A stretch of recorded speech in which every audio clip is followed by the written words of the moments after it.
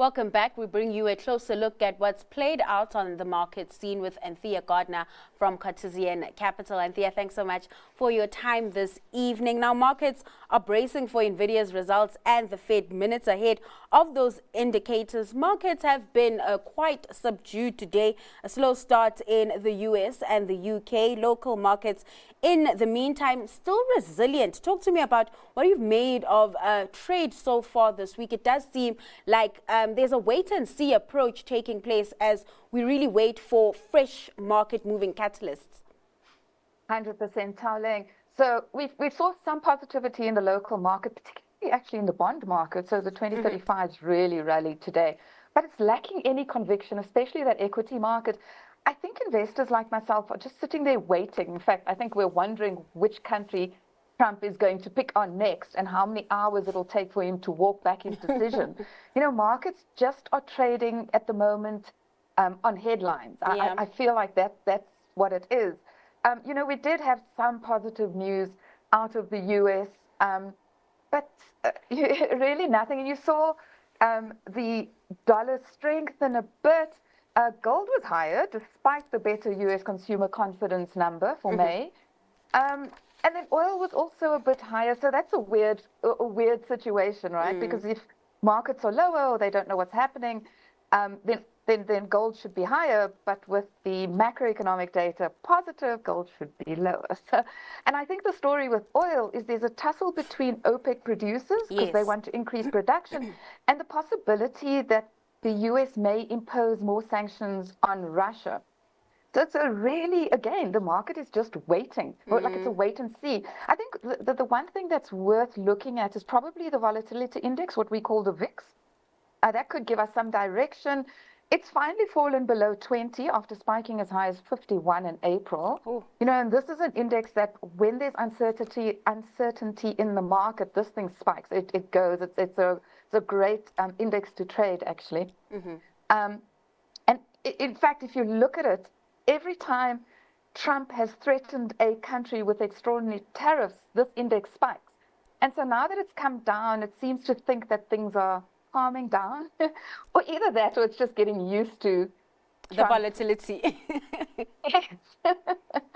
And you're right, you know, and volatility really remaining the name of the game, and we can see it playing out in markets action. You touched on the US consumer confidence numbers, and this is coming in on a positive note after a few months of downbeat sentiment. What have you made of just the soft data that has come through? Because it does point to what could then trickle out in the the harder data. Yeah, this is an interesting one because at the last Fed meeting, you know, the reason they gave for not increasing not cutting interest rates was that they're scared of a stagflationary environment. Yes. If anybody, South Africa should be scared of a stagflationary environment. You know, I think the US markets has got a strong labor market, and it's a bit. There is dispersion, as you pointed out, in the economic data, but I would say that the economy is still very strong, and they're just more worried about the politics than they are about the actual economic data. You know, we think that the SARB tomorrow is going to hold. The market, it's a tight call at the moment, but predominantly the market feels like it's going to cut because we absolutely have reason to cut, right? And then Fundi last week, who's the deputy governor at the Reserve Bank, she was saying that she thinks the 3 to 6% inflation targeting range is too wide and not in line with our trading partners. And so, you know, there's been this talk about lowering the inflation rates, and she confirmed that they're working on technical, proposal, and that they're going to put in formal recommendations to National Treasury, because it's National Treasury that has to approve the change in inflation target.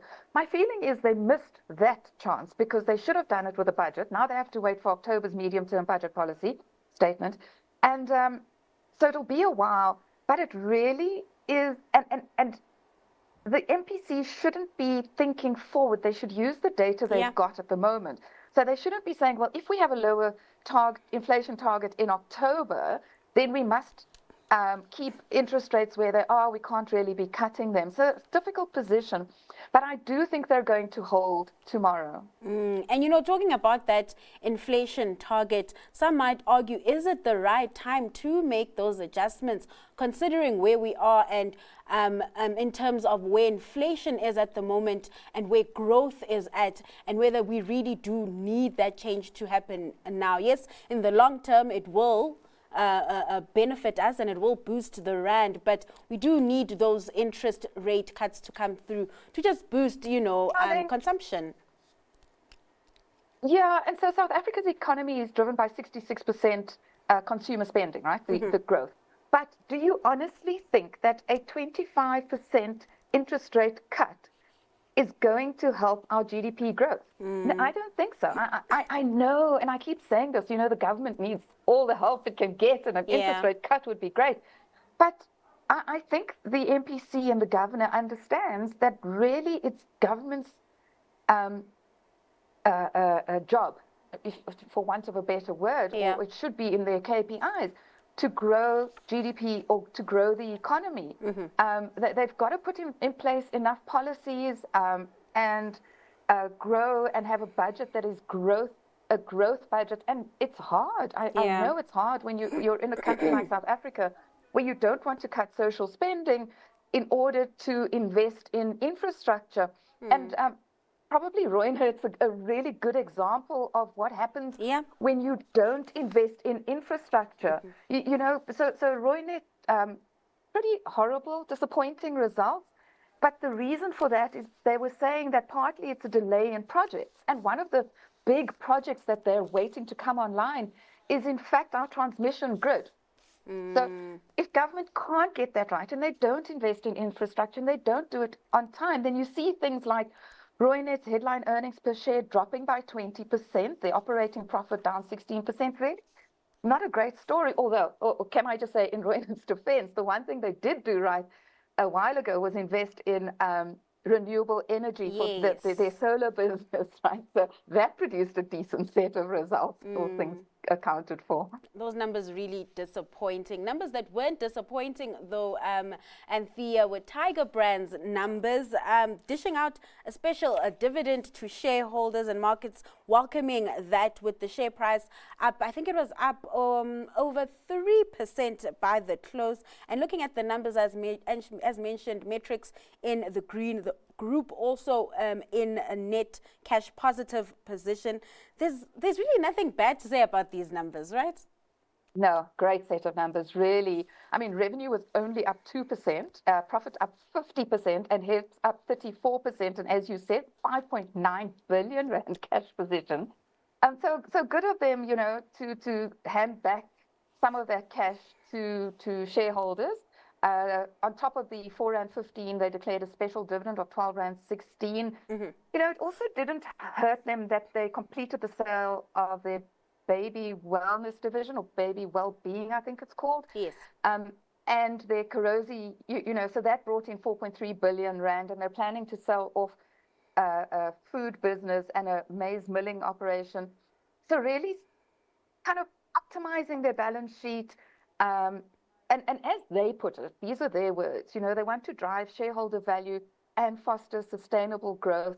So, and really clearly wanting to keep their shareholders happy and doing a good job of it. All right. Before I let you go, what's your stock pick? We have about 30 seconds. Okay. It's not a stock. I want to go long USD, and you almost stole my thunder earlier on when you said that the USD has strengthened. I think below 18 Rand to the US dollar, the ZAR does not reflect our rather disappointing macroeconomic environment. And I know we talk a lot about de-dollarization, and we do think that's a trend, but we don't think it's going to happen immediately, and definitely not in a straight line. And this is an opportunity to take advantage of temporary weakness in the US dollar, because I do think it's going to strengthen. Anthea, so buy some US dollars. All righty then. Well, Anthea, thanks so much for your time and sharing your insights on trade today. That was Cartesian Capital's Anthea Gardner.